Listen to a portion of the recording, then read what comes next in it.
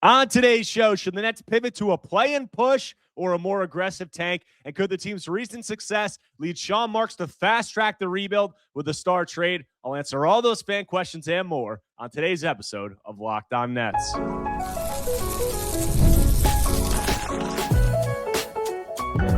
You are Locked On Nets, your daily Brooklyn Nets podcast. Part of the Locked On Podcast Network, your team every day.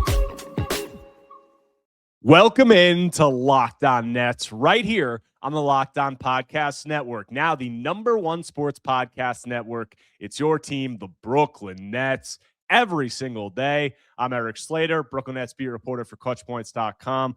Thank you for making me your first listen of the day. The show is 100% free on all those great platforms. And on today's episode, it's Fan Take Friday. I took questions and takes from Nets fans on a wide range of subjects. And when Nets playing much improved basketball as of late, we have a lot of submissions on the mailbag this week. So this is actually going to be a two-parter. On this first episode, I'm going to be focusing on the tank versus win debate, dividing the fan base right now. And on part two, I'll get into more star trade questions as the deadline approaches. But starting off, first question. What is your opinion on fans who can't find joy in winning games, considering the importance of the trade made to acquire the 2025 and 2026 first, as well as the assets given up? Are the concerns and harsh criticisms justified? That is from Jiffy Leaks. And I am going to say that, fans who are concerned about the Nets winning too many games, concerned about the tank, I completely understand where they're coming from. And if you're asking why can't those fans take joy in winning these games, I would say it's because they know it's coming at the expense of odds of landing a generational, transformational type player, homegrown type player. The Nets really just have never had throughout their franchise's history. I mean, there's some Nets fans who have been following this team, since the ABA days. And if you go back that far, this team has literally never had a homegrown, superstar, top of the league type talent. Like, they've had very good players throughout the year. They've had very good players since the Brooklyn era, but I've gone through the numbers. Like, they've picked in the lottery around 27 times in the franchise's history, and those players have combined for 7 total all-star appearances. They have one lottery pick in the franchise's history who's made multiple all-star appearances with the team, and that's Buck Williams back in the 80s. The most recent lottery picks to make all-star teams are Brook Lopez, who was, a substitute, not really a star player, and Kenyon Martin, another guy, really good player, but not like a superstar type guy. So these fans, I think, are just craving a homegrown type guy that you can build with for, a decade plus. And that's really the way in this new CBA that you're going to have sustainable success, because with the apron restrictions, with the spending restrictions that have been placed on teams right now, homegrown talent and guys you can have on cost-controlled rookie contracts, that is the name of the game in today's NBA. So I understand that, and I also understand these fans just wanting to have a homegrown star type guy, because if you look at a lot of these teams around the league, the teams that have had sustainable success, a lot of those teams and situations are teams that have drafted homegrown type guys. And then they build forward with that, and they built a fan base with that. So if you're asking, are the concerns or harsh criticisms justified? I think that, I can totally see why fans have a problem with the Nets winning too many games this season, with maybe getting away from what the plan definitely seemed to be, which was the tank and maximizing this 2026 asset that you traded a fair amount. The Nets traded, multiple picks, 3 picks and a swap. They traded, very picks that could be very valuable down the line in order to reacquire this 2025 and 2026 first round pick. And they didn't maximize that pick last year. And right now they're kind of at a crossroads, and they can go one of two directions with it. And that brings me to my next question. With the last 2 first overall picks going to play-in teams, shouldn't the Nets try to be in the play-in this year rather than trading players to fully commit to the tank, especially with how well this team has been playing as of late? And that's from Nets fan here. And look, if you're asking me my opinion is no. I don't think the Nets should make a play-in push and totally crater their odds of landing a top pick. I don't think that that's a prudent way to go about it. Am I going to say fans who want to do that and fans who want to win are totally wrong? No, like, there are benefits. If you're looking at me and you're asking, what are the benefits of trying to make a play-in push right now? There's really 2 benefits that you can think of. One is, the culture. You're trying to build a winning culture. You're not trying to, instill losing and, send a message to your rookies and young guys that you're okay with losing. So culture, like, that's one. Am I going to say that there's no value in that? No, there's some value in that. I don't know if there's as much value in that as maximizing your odds of landing a transformational type player. I'm actually going to come out and say there's not as much value in that as trying to maximize those odds.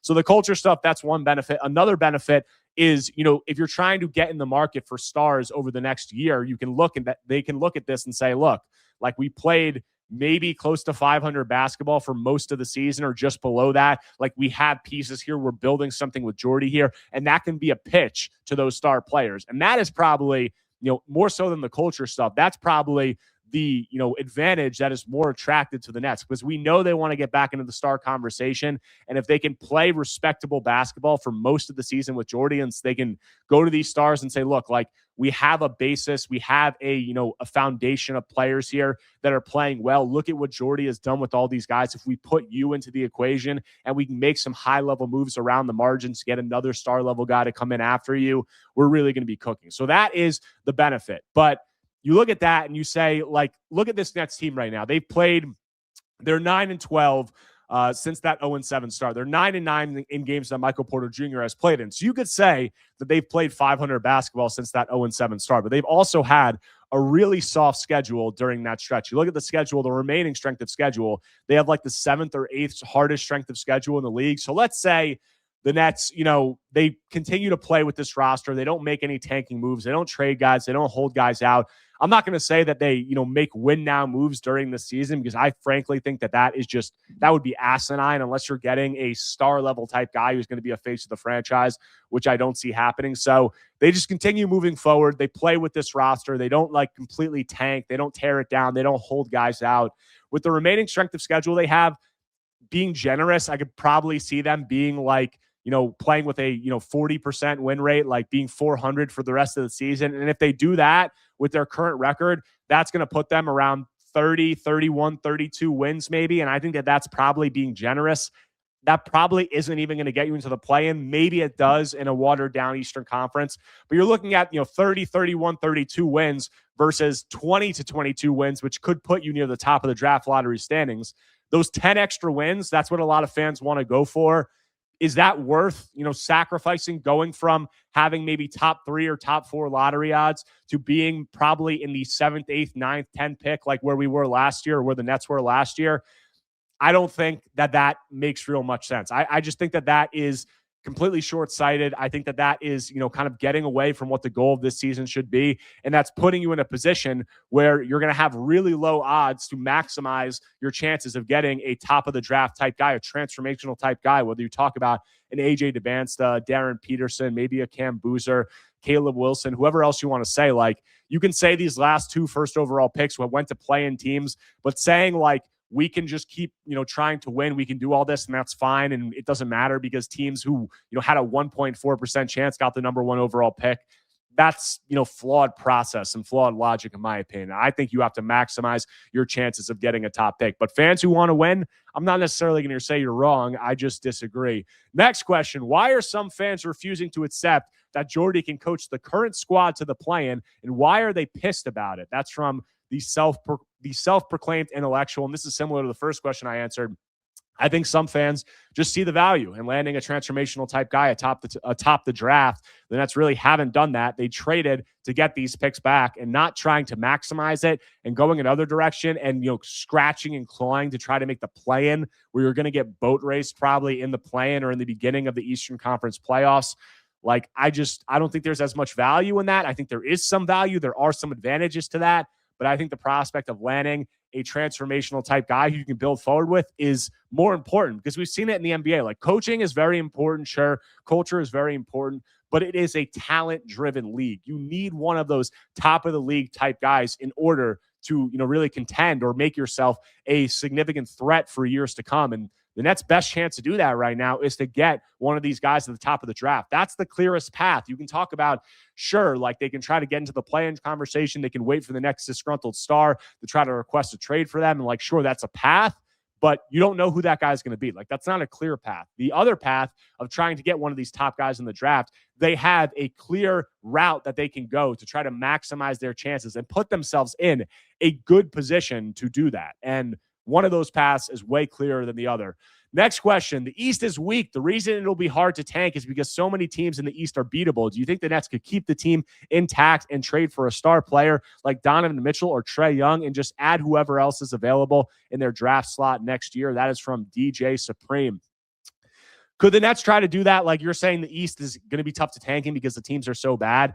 I mean, I think the teams are bad, but I also think that if you look at the Nets' remaining strength of schedule, they have one of the harder ones in the league. And if they go about it the right way, say they trade a veteran or two, say they hold some guys out, I think there's a very real world where they could get into the top of the draft lottery standings. As for the prospect of trading for a player like Donovan Mitchell or Trae Young, I mean, I just don't think that the Cavs are trading Donovan Mitchell midseason. I think there's probably a 0% chance of that happening. So he's out the window. And then you go to the next tier of star, like you talk about a Trae Young or a Ja Morant or whoever, Domantas Sabonis, he's hurt. Like whatever guys have been thrown in the mix, Zion Williamson, I just don't think that that's a prudent move. I wouldn't be too high on adding any of those guys right now or just adding any of them in general, especially if that's going to come at the expense of maybe you winning too many games and really not being in a position to do anything in the playoffs anyway. So I don't really see that as a viable route. Next question. If MPJ, Claxton, Mann, Highsmith, Sharp could be a good fit for a championship team, what is it that we need to keep them all and contend in the East? And that's from Coach Alvarez. And the Nets need a lot. I mean, they're pretty far away from, I guess they're not that far away from contending in the East. If you talk about being a legitimate, contender in the NBA, they need a star level type guy. They need probably a number 2. MPJ's a number 3. So you need probably 2 stars. You need to make some other moves around the margin. And those star guys, it's just unclear who that would be right now. I mean, you could talk about Giannis Antetokounmpo, but I think, even though the Nets have the assets to get him, it would take a lot to convince him that this team is in a position to contend for a championship right now. If you added him into the mix, I think you could try to convince him that you get him, you can make some other moves, but I think that would be a tough sell considering he had his sights set on a team like the Knicks and maybe some other teams.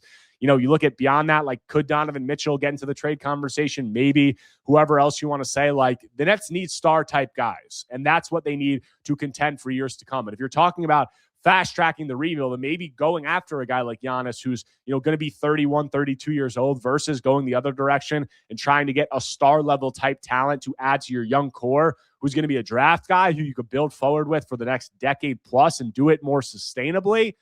I think the second route is the much more prudent of those. But to answer your question, the Nets need star type guys. They don't have it right now. MPJ is the closest thing, but they need multiple guys who could drive them and, really carry them into the playoff conversation. Next question, or last question before a break. So if the tank is out, what star out there fits the position of Terrence Mann in the lineup to make it a contender? Discount Luka, Wemby, SGA, since they'll never be available now. That is from Simon89. And another similar question, who is the worst star player who, if magically inserted onto the current Nets roster, would make the Nets the favorite to win the Eastern Conference? And that's from Jesse A. And, I just went over the stars. Like right now, Giannis is a guy. Donovan Mitchell maybe as a guy if the Cavs crater this season who you could see becoming available. So I'd say that those are guys the Nets could get in the mix for. In regards to who is the worst star player that you could insert and make this Nets team the favorite to win the Eastern Conference, it would still have to be a really, really good player. I mean, it would have to be like a Giannis type player. Even if the Nets got Giannis, they're probably still not the favorite to win the Eastern Conference. So I don't think that there's a realistic star that the Nets could get that could just come onto this team and make them the favorite to win the Eastern Conference. I mean, that you're talking there like a Jokic or an SGA or one of those guys who's not going to be available. Even if you brought Giannis onto this team, I don't think they're the favorite to win the Eastern Conference. So to answer your question, I don't think that guy is out there. The Nets are not one star trade away. They're multiple star trades away, especially considering that you would have to give up guys to get that star in the first place. That's all the questions I got for this first segment. We got a lot more questions about the tank, a lot more about their veterans, and then some about the rookies and how they're progressing. So I'll get into all that when I continue Locked On Nets after a quick break. This episode is brought to you by PrizePicks. The holiday season is one of the best times for sports. Bowl games, big basketball matchups, playoff pushes. It's all happening at once. And while we're all making choices every day, one of the most fun places to make the right call is PrizePicks. PrizePicks is the easiest way to get in on daily fantasy. Just pick more or less on at least 2 player projections, lock in your lineup, and you're in the game. It's simple, fast, and available in 45 states, including California, Texas, Florida, and Georgia. Guys, PrizePicks has added an extra layer of excitement to the holiday sports schedule. Creating a lineup takes less than a minute, and the app makes the whole process process, smooth and intuitive. You can choose from a huge range of unique stats: fantasy score, field goals attempted, free throws made, turnovers, whatever fits your strategy. The early payout feature is a great bonus. When your lineup starts strong, you may get the option to cash out early. So download the PrizePicks app today and use code LOCKEDONNBA to get $50 in lineups after you play your first $5 lineup. That's code LOCKEDONNBA to get $50 in lineups after you play your first $5 lineup. PrizePicks. It's good to be right. Coming back from the break on today's Locked On Nets episode, this Fan Take Friday, rolling on through all of your takes and questions. Next one, wouldn't it be smarter to do what the Jazz did with Lauri Markkanen and just sit him for 20 games? That's a guaranteed 20 losses, and that is from T'Challa. And I would say that, yeah, like it would be smart if you could. I'm assuming you're talking about Michael Porter Jr. and how the Nets handle him. And I do think that it would be smart to limit the number of games that Michael Porter Jr. can play for the rest of the season. So if you're talking about maybe trading him, like that's one route. And then you can also talk about what you're talking about, which is the Lauri Markkanen route, which is last year the Jazz didn't really shut him down, but they held him for an extended stretch, brought him back for a few games, held him for another extended stretch. If the Nets could do that, I think that that could be one of the most optimal ways, because in that situation, you could keep MPJ and you could try to maximize your draft lottery odds. So I do think that that would be a smart route to go. I'm just skeptical of whether or not Joe Tsai, Jordi Fernandez, this Nets brass, whether they are going to do that. I think that they definitely could. I think they understand that this is a tanking season. Joe Tsai made those comments. I think Sean Marks knows the goal. I think they're just overachieving right now because Jordi Fernandez is such a good coach. So could they do that with MPJ? I definitely think it's in the cards. I don't know if they are going to. Next question, similar vein. Would you see Sean Marks and Joe Tsai paying the fines if they can't trade MPJ or Clax to sit them out for the season? That's from DJ BTE. I could see them sitting those guys out and paying a fine. Do I think they want to do that? No. I mean, the Nets have gotten fined before. They held guys out during that game last season against the Bucks where they got fined $100,000 by the league. It's embarrassing, but a lot of other teams have been fined like that. I mean, you look at the Utah Jazz got fined last season, and look, like they got a higher pick than the Nets because they did more in their taking situation. So I think that Tsai and Marks, I think they would pay fines like that, but I don't know if they're going to sit them out for the whole season. Like, I don't think that that's really realistic. Could they hold them out the way I was talking about in the previous answer? I think that that's more realistic. But I am skeptical as to how shameless they will get in this tanking agenda. Will they hold out their best player like MPJ for a guy like that for an extended period? They've yet to do so, so we'll see. But if we're going based off of what they did last season, the answer would be no. But I do think that this is a different season because it is their last chance to get a top draft pick, and they fell in the draft last season. Next question, why are some Nets fans hell-bent on trading MPJ and Claxton when the Nets don't have control of their 2027 draft pick? 2027 needs to at least be a play-in year, and the Nets should start the process of competing. Wouldn't a 28-year-old and a 27-year-old help with that? And that's from Avi Nash 96. I think some of the Nets fans who are hell-bent on trading MPJ and Claxton, I think a lot of them, most of them probably are doing it with a tanking agenda in mind, and they want to cash in on whatever value those guys have and then maximize their odds of trying to compete or trying to be in the mix for a top draft lottery spot. So that is why I think there's also probably a subset of Nets fans who think that MPJ and Claxton have value right now and you'd be selling high on those guys, which I do agree with. But if you ask, if you're looking at it as the Nets don't have their 2027 pick and they have to compete next year, should the Nets be trying to get better next year? Yes. Like they should be trying to take a step forward for sure. But looking at it as we don't have our 2027 draft pick, like we have to be better. We have to get into that play-in conversation or the end of the playoffs in order to not give the Houston Rockets a lottery pick. That is flawed process. Like that is a sunk cost at the end of the day. Should the Nets be trying to get better? Yes, but that doesn't mean like that Houston Rockets trade, are the Nets going to just completely disregard that? No, because, practically that is going to play a thought process in their thought process, but it shouldn't be playing a large one. They should throw that out the window and not even look at it and say, that doesn't matter. It's over. Like that doesn't matter for the Nets actual, process of building forward outside of just optics, but they should be trying to get better. But I would say that they should be trying to do that in a natural rebuild progression. And if, trading MPJ and Claxton right now, if those guys are at their peak value and they don't think that those guys are going to be long-term pieces for this core moving forward, they should be fielding offers for them and they should be looking to trade them, because at the end of the day, it should be about maximizing your long-term roster and optimizing your long-term roster, your long-term asset pool. And if these two guys aren't part of the long-term vision and you can trade them and get positive value for them right now, you should be considering that. Doesn't mean you have to do it. No, but it definitely should be part of your thought process leading up to the trade deadline. Next question. Do you think if we trade MPJ, we will still be solid enough defensively to win games, or will the offense drop to a level that the defense won't matter? And that is from Tanny G.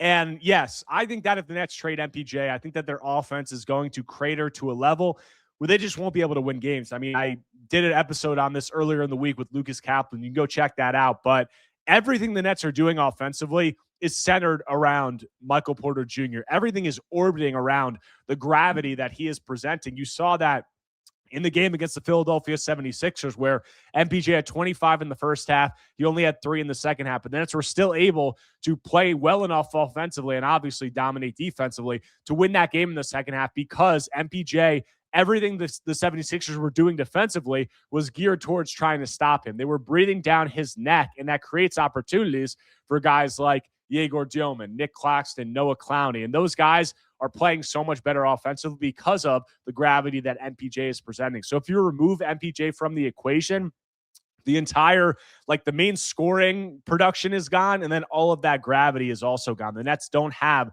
another guy who, on or off the ball, has the type of gravity or juice that can fuel this offense. So if the Nets were to trade MPJ, I think that the offense is going to crater to a level where their defense still could be decent, but also their offense is going to be so much worse that that's going to bleed into the defense as well. So MPJ is the engine right now. He's the fuel. He's the nucleus.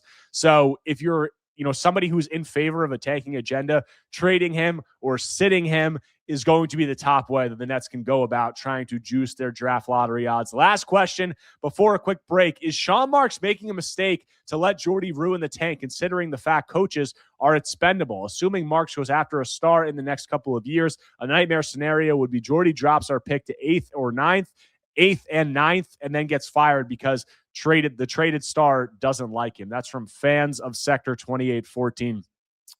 I don't think that, I don't necessarily think that coaches are expendable. I mean, are coaches as important as a star player, top guy? I don't think so.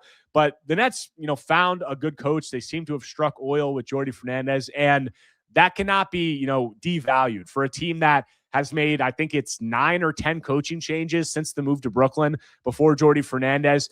Finding a coach like this who has been this successful early on, who looks like he can be a guy who can, put your team in the mix to win games regardless of what roster you throw at him. Imagine if you finally give Jordi Fernandez that star or those, that really high level roster, what he's going to be able to do with those guys. So I think Jordi Fernandez right now is one of the best things that the Nets have going. And I don't think that, if they bring a star in, then necessarily the star is not going to like him, and that you're going to have to fire him. I think that when the Nets bring that star player in, I think a big reason that star player would be coming in is Jordi Fernandez and what he's been able to do thus far. So I don't think Sean Marks or the Nets front office or ownership is making any kind of mistake with anything that Jordi's doing. Are they making a mistake maybe by not optimizing their tank right now? You could say that, and that could be something that they could course correct over the rest of the season.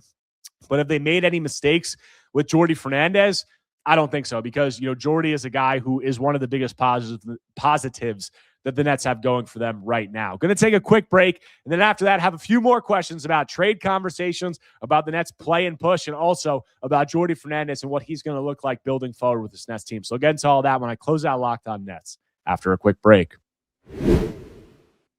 Guys, the season's heating up, and DoorDash has a way to keep fans in their bag all the way through. Whether you're watching the highlights, the tunnel fits, or just your favorite player, DoorDash makes the entire season more fun, because every player has their bag. With DoorDash, fans have one too. DoorDash keeps your snacks stocked, your gear fresh, and your watch party vibes absolutely on point. Guys, there are nights where your team stresses you out. Let DoorDash become your post-game therapy. Sometimes you just need that dessert now. Those late-night interviews hit, and suddenly you need chips at midnight. DoorDash is built for exactly that. If the group chat says pull up, DoorDash makes sure you show up prepared. Snacks, cups, even a phone charger for the friend who's always at 2%. So from tip-off to overtime, stay in your bag and order on DoorDash. Get snacks, drinks, gear, whatever gets you through the season, delivered right to your door. DoorDash, in your bag all season long.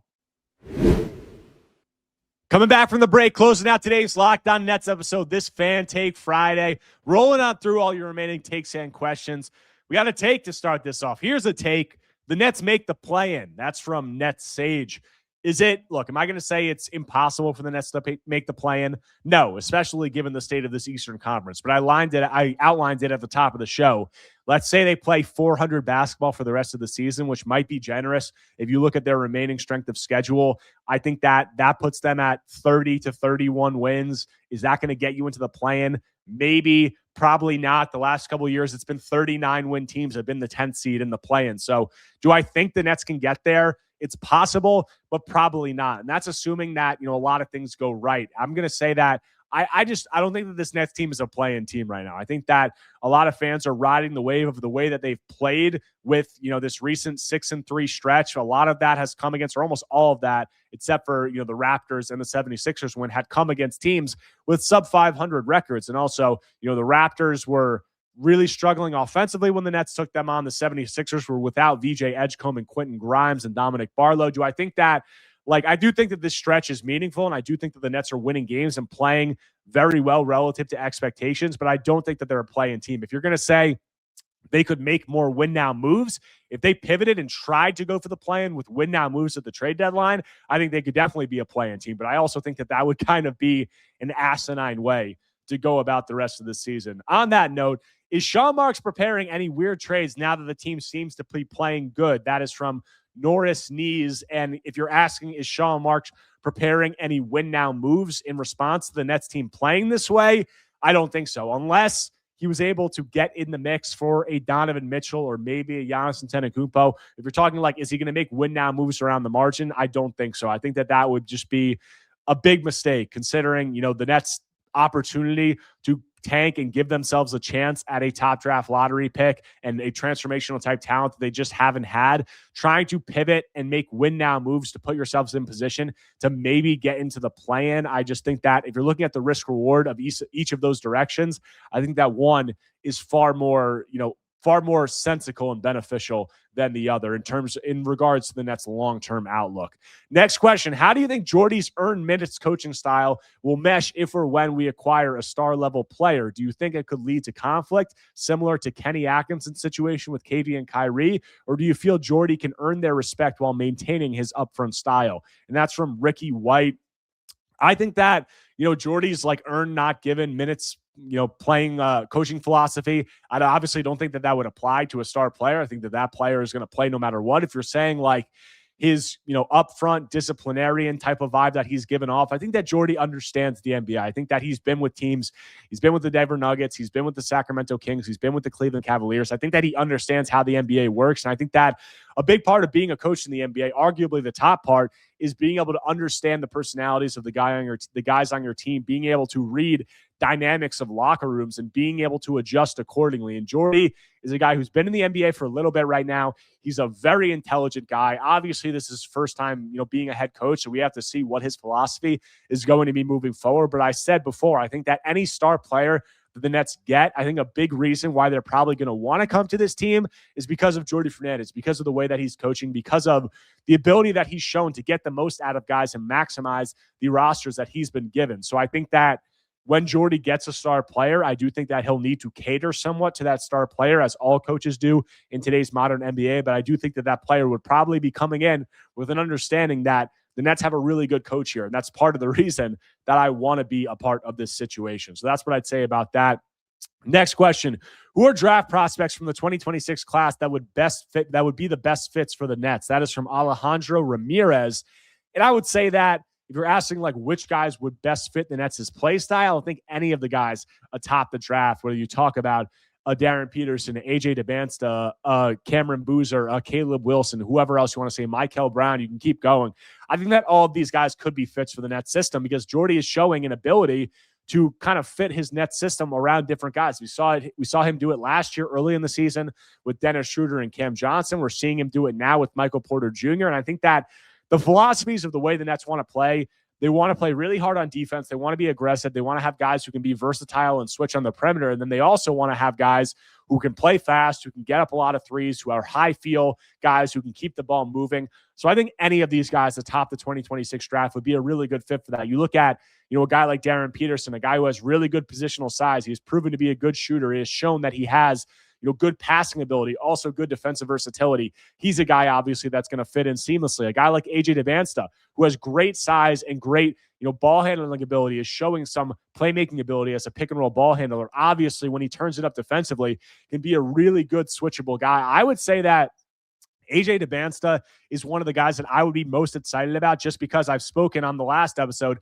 about the vision the Nets are trying to implement of being this big, versatile team that can make things really tough defensively with their size and with their length while not sacrificing too much in terms of skill on the offensive end. And then you get a guy like AJ Devansta, who's 6'9", 7-foot wingspan, can be a real menace defensively when he puts his mind to it. And then offensively has all the skill in the world. I mean, not all the skill in the world, but a lot of skill on that end in terms of being a tough shot maker, a pick and roll ball handler, a facilitator. I think that AJ Devansta would fit really well into what the Nets are trying to build, as would a guy like Cam Boozer or a guy like Caleb Wilson. Any of these guys that come in, I think, can be fits, and I think that you fit the system around a top-tier talent like those guys. But a lot of those guys atop this draft, I'm really excited about what they could look fitting into this Nets vision that the Nets are trying to build, and that's why I think that going about a tank and trying to maximize your odds at landing a guy like that and building sustainably for a decade plus, I think that that could be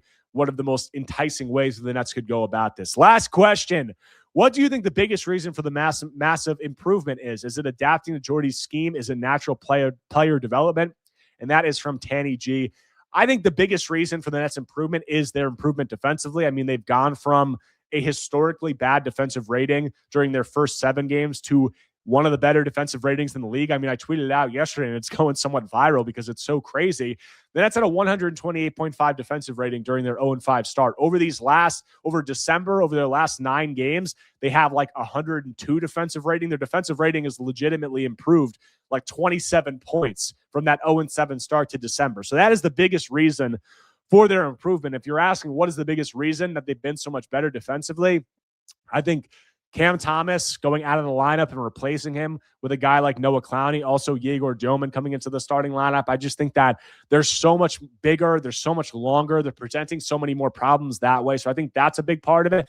And I also think it's just guys playing a lot harder. I mean, the effort during that 0-7 stretch was pretty abysmal. And I think part of that was the Nets' understanding of Jordi's scheme was also really bad. So I think the effort has improved and the understanding has improved. And I think both of those things are kind of feeding upon one another. And I think also Jordi has made a slight tweak. I mean, the Nets were getting destroyed in the short roll when they were playing their really aggressive defensive coverage during those first 7 games. And they're still playing that defensive coverage, but they've switched more. And I think that that has led to them defending the paint a lot better. It's led to them defending the three-point line a lot better. So the Nets have been able to maintain Jordi's aggressive defensive philosophy, but they've just tweaked it back a little bit. They've implemented more switching, and I think with the added understanding and making that making it a little bit easier, and with the added size they brought in with Noah Clowney, with Yegor Doman, with some of these other guys, I think all of those things are kind of building upon one another, and things are really clicking for this Nets team defensively. And with what they've been able to get from MPJ on the offensive end, they kind of have a good thing going where they've been really good defensively and they've been good enough offensively